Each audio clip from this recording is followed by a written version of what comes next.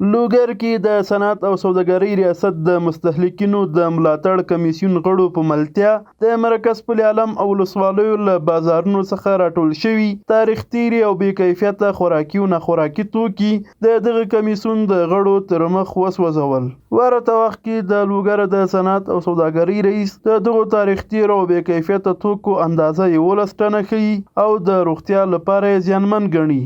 لوګر ولایت د صنعت او سوداګرۍ ریاست په مشرۍ د مستهلکینو د ملاتړ کمیسیون په دوهمه ربع کې د ولسوالیو په شمول مرکز او بازار څخه شاوخوا 11 ټنه له بازار څخه تاریخ تیر او بې کیفیته توکو موږ راټول کړي دي. کمیسیون د غړو په حضور کې دا موږ وسوځول.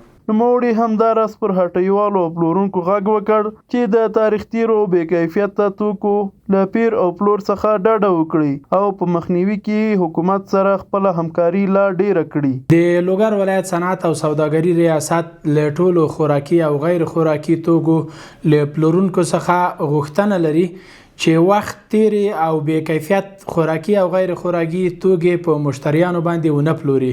دا ویلو ده چې له دې وړاندې هم لوګر کې ګڼو حکومتي ادارو د مرکز پل عالم او ولسوالیو له بازارونو ورته توکي راټول او سوځولي وو.